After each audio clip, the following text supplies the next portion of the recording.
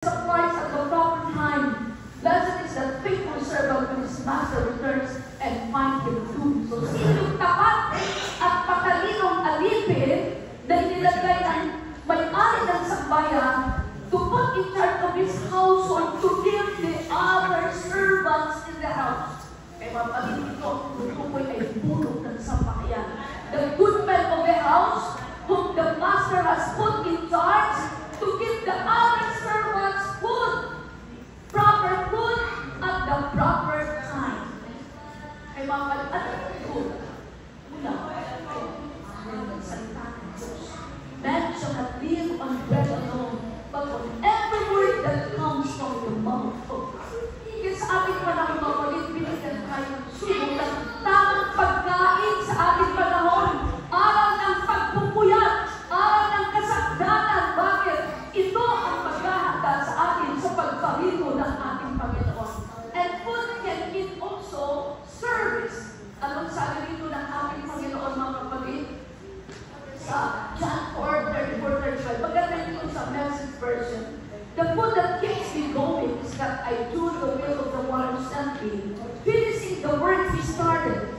As you look around right now, wouldn't you say that in about 4 months, it will be time to harvest well? I tell you to open your eyes and take a good look, and what's right in front of you. These are matters that are what is harvest.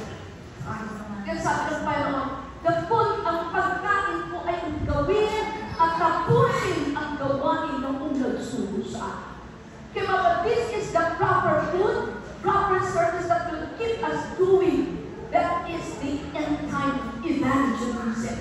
Puri na, at ito ba nahalata na ang parang pinaka-sense ng mga pagkitang paglilingkod natin ngayon ay ang pangangaral. Sapagkat ito kalooban ng Diyos, Matthew 24:14. And this gospel of the kingdom will be preached in the whole world, to all nations, to every creature, and then the end will come.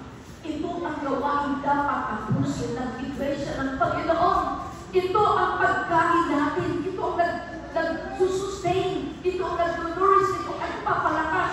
Di ba pag tayo nakapagdala ng kaluluwa, lumalakas tayo? Sumisigla tayo. Sumasaya tayo.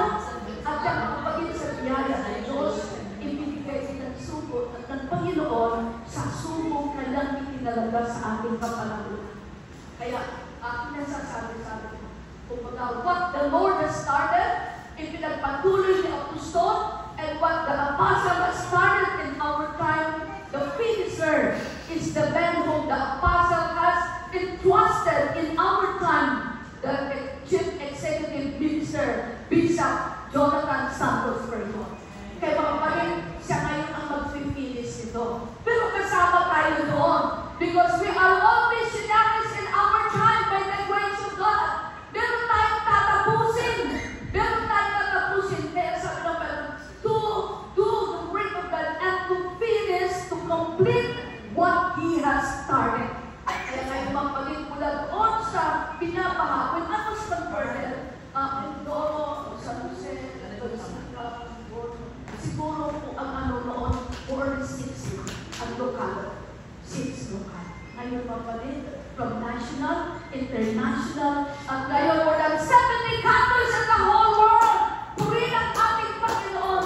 Ulat po sa nakapirang ko, talagang mga steadfast at 50. Tingnan niyo ang Marikina. And then Siloa. Pumapasok pa lang ako doon, naiiyak sa akin because I know that humble beginning of the church. Bakit mga palis? Kaya sa ating mga palis, magpakakataglan tayo. Make the apostolic doctrine alive. Ipakipaglaban natin, ipamuhay natin, mabalin, at magpakatapan tayo. Revelation 14:12, ang nakita ng Apostol Juan, na ang mga tunay na nalagyan sa ating mga ay magtiyagan, na at may pagtitiis na ginagalang ang kalooban ng Diyos at nanatiling tapat sa pananampalataya sa ating Panginoong Jesucristo. Kaya mga kapatid, buhay pa ang aral na Apostol sa ating buhay. Puri ng ating Panginoon, tayong lahat ay mananangin. Dakilang Diyos, kami nagpapasalamat. Sa pagkagal ng buhay na aral na ipinagkatiwala sa iyong sugo, upang aming mapanghawakan matibay, maipabuhay, Gawin mo lamang kaming tapat, dakila, Ama. Sa pamagitan, Panginoon, ng mga pagsubok, pagkakaroon kami ng pagtitiis. Dagdagan mong higit ang aming pananampalataya. Palakasin mo ang bawat isa sa amin. Salamat sa gatas na walang daya, dakilang Diyos. Salamat sa mga aral na magaling na siyang aming pinangawakan.